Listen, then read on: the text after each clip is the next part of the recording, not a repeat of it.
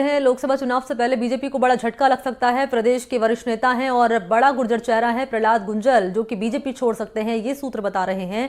BJP छोड़ कांग्रेस में शामिल होने को लेकर अटकलों का बाजार गर्म है। आपको जानकारी दें कि प्रहलाद गुंजल ने अपने ट्विटर, अपने एक्स हैंडल पर पीएम मोदी की तस्वीर भी हटा दी है। प्रहलाद गुंजल वसुंधरा राजे के करीबी माने जाते हैं। प्रहलाद गुंजल ने टोंक सीट से बीजेपी से टिकट की मांग की थी, लेकिन टिकट नहीं मिला। बीजेपी ने कोटा बूंदी सीट से ओम बिरला को उम्मीदवार बना दिया है। माना जा रहा है कि अगर प्रहलाद गुंजल पाला बदलते हैं तो कांग्रेस कोटा बूंदी से उम्मीदवार बना सकती है उनको। ऐसे में बीजेपी के प्रत्याशी ओम बिरला के लिए बड़ी चुनौती वो साबित हो सकते हैं। प्रहलाद गुंजल प्रदेश के बड़ा गुर्जर चेहरा माने जाते हैं। कोटा सीट पर गुर्जर वोट बैंक काफ़ी बड़ा है, काफ़ी महत्वपूर्ण है, काफ़ी मायने रखता है। प्रहलाद गुंजल कोटा उत्तर से विधायक भी रह चुके हैं। हालांकि हाल में हुए विधानसभा चुनाव में कोटा उत्तर सीट से कांग्रेस के शांति धारीवाल से वो हार गए थे। आपको बता दें कि प्रहलाद गुंजल के सोशल मीडिया हैंडल एक्स पर यह बगावती तेवर दिखाई दिए हैं। बीजेपी के प्रत्येक नेता ने हाल ही में अपने सोशल मीडिया पर अपने नाम के साथ मोदी का परिवार टैग लगाया था, उसे प्रहलाद गुंजल ने हटा दिया है। प्रहलाद गुंजल ने इसके साथ ही एक पोस्ट शेयर किया जिसमें उन्होंने रामधारी सिंह दिनकर की कविता याचना नहीं अब रण होगा पोस्ट की है।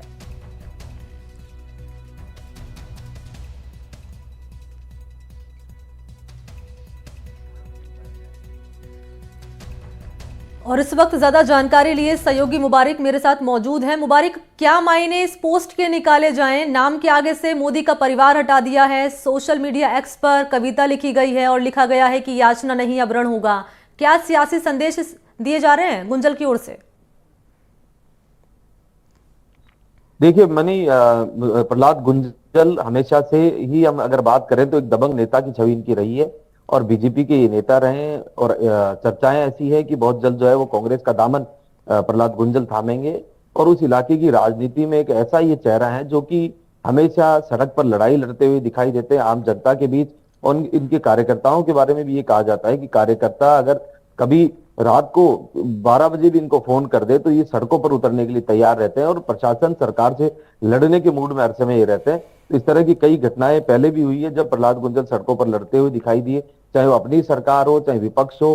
तो ऐसे में प्रहलाद गुंजल की जो छवि है वो अगर कांग्रेस में प्रहलाद गुंजल शामिल हो जाते हैं तो उससे कहीं ना कहीं हाड़ौती इलाके में कांग्रेस निश्चित रूप से मजबूत होगी। और कांग्रेस के लिए अगर ये शामिल हो जाते तो ये संजीवनी से कम नहीं होगा, क्योंकि उस इलाके में कांग्रेस के पास अगर किसी बड़े चेहरे की बात करें तो शांति धारीवाल है, जिनकी अब उम्र लगभग 80-85 साल के लगभग हो चुकी है। तो ऐसे में कांग्रेस की भी ये जरूरत है कि उस इलाके में एक कोई कद्दावर नेता जिसकी पेट हो, जिसको कार्यकर्ता पसंद करता हो, जिसकी जमीनी स्तर पर पकड़ हो, तो ऐसा चेहरा उनको चाहिए। तो वो कहीं ना कहीं अगर प्रहलाद गुंजल शामिल हो जाते हैं तो वो उनकी जो हम कह सकते हैं उनकी जो जरूरत है, पार्टी की जरूरत है, पार्टी की जिस नेता की जरूरत है वो कहीं ना कहीं प्रहलाद गुंजल पर आकर पूरी हो जाती है। और प्रहलाद गुंजल और ओम बिरला की अदावत जो है वो हमेशा से चली आ रही है।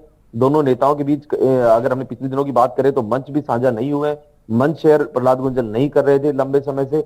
और कहीं ना कहीं विधानसभा चुनाव में नजदीकी हार के बाद तो अंदर खाने ये भी चर्चा रही कि ओम बिरला समर्थकों ने समर्थन नहीं किया और उससे कहीं ना कहीं 2400 वोटों से जो है प्रहलाद गुंजल की हार हुई। तो ये तमाम सभी वो कारण बने और अब ओम बिरला जो है कांग्रेस के संपर्क में है और अब माफ कीजिए प्रहलाद गुंजल कांग्रेस के संपर्क में। और ऐसा है कि बहुत जल्द जो है और हो सकता है कि आज जो है दिल्ली में प्रहलाद गुंजल कांग्रेस का दामन थामे। तो चुनाव से पहले एक झटके के तौर पर देख सकते हैं कि बीजेपी के लिए जो लगता हुआ नजर आ रहा है, क्योंकि जिस तरीके से आप बता रहे हैं कांग्रेस पार्टी का दामन वो थाम सकते हैं और कांग्रेस पार्टी उन्हें अपना उम्मीदवार बना सकती है। एक झटका बीजेपी के लिए चुनाव से पहले माना जा सकता है इसे?